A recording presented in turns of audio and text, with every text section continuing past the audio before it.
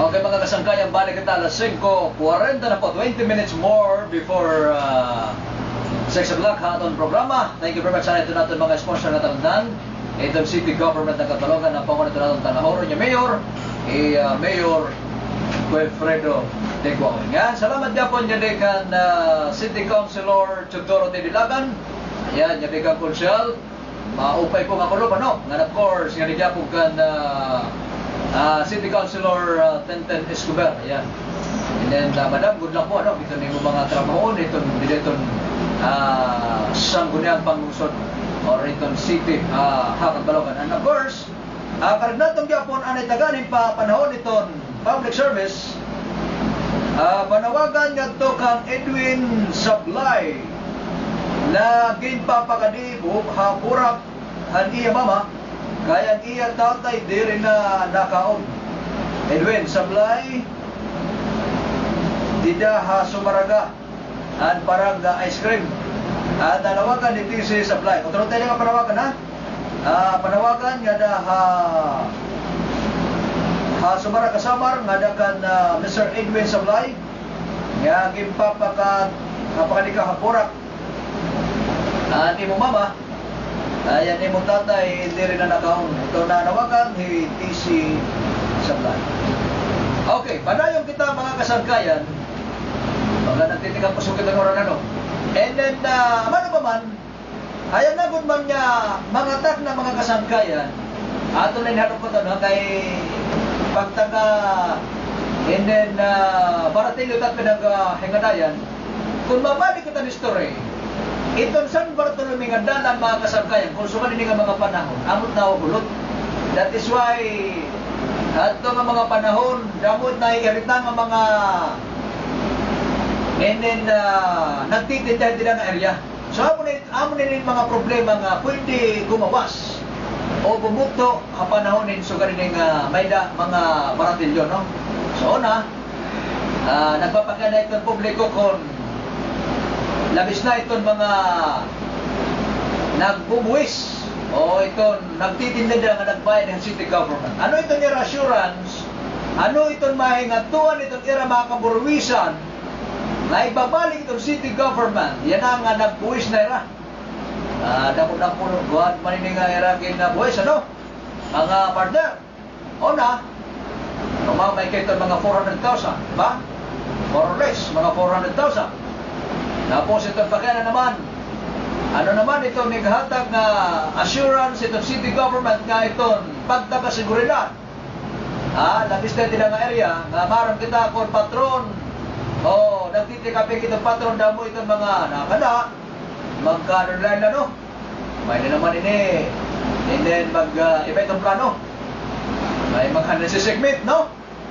Tapos naman, mas madamo ba itong aton mga traffic enforcers ba agod ma-regulate itong traffic din niya at Balogan.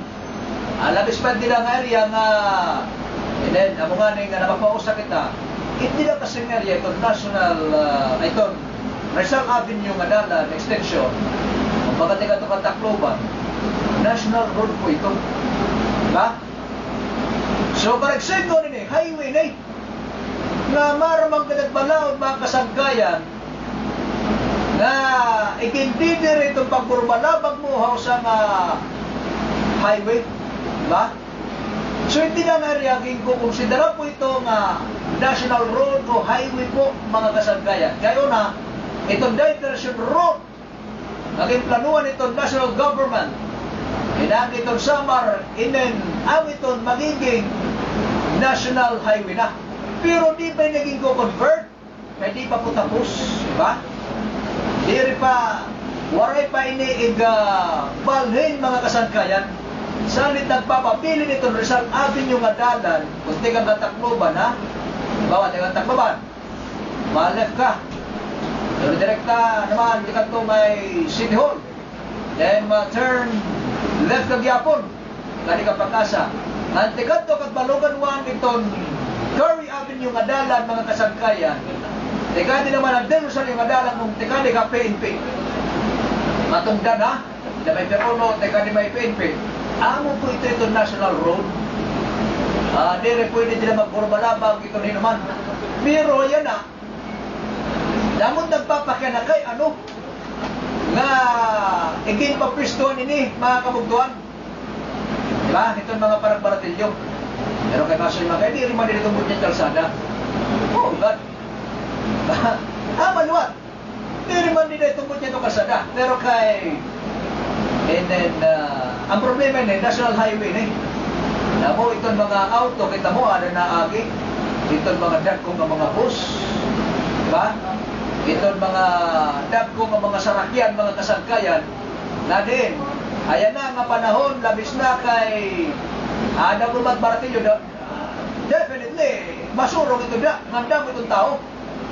So, ang pakyanan naman ini, and then, di rin ba daw na ini delikado, itong mga pedestrian, itong mga katawan, labis na itong mga kamatagunan, o itong mga mamaralik.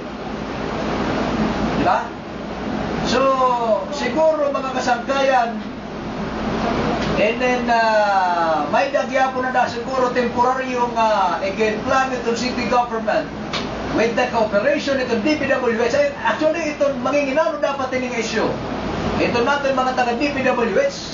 Dahil ito nagsusupervise. Itong sugan ining usapin, labis na kung babalap ganitong national highway. O, ipupusla ito natin mga taga-DPWH. Ito ba ito natin district engineer nila? Ano, sir? Ano ba, nakipag-coordinate na ba kamo, maarang ba itong DPWH samar na 80 area na pinamumutangan nila itong, I think more or less, mga 40% na nagpaparatilyo kay Damo Mantilano. May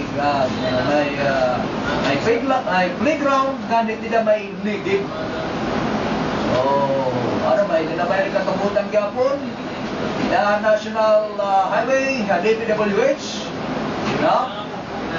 amo nito mga pabakyan na nagparin natin na mabaton. Dahil una nga bahin, kung may na katugutan, may na in negotiation o pagkorostorya itong city government gan itong DPWH para hindi nga pagtagabaratilyo mga kasangkayan. Wala ito problema kay itong siguro sa sabot masaliman nito. Okay, temporary ta nga diri papagyan nanay ito Rizal Avenue nga dalan Omo National Highway. Barong ba ito mga bus driver? Ay una para ma-informera para rin maginagay agad nila kay mamuputangin peligro ito natong katawan. Diri pa nga niya kay di pa na arangkada. Hindi ito mga pizza ulo ito na gusto. Ato di magpapatron ba daw mga kasangkayan. Posible nila mapuno itong tao. Kaya ini, based on facts ini, na-observanta ini, based on previous nga itong mga na-obserbahan, na pag naabot nga nitong, na itong magsasamar day, yan ang ipitsa 11, ba? Makikakapapatron, forbidden nga tao nila mga kasangkayan, mga kalilisa, matalag ko na.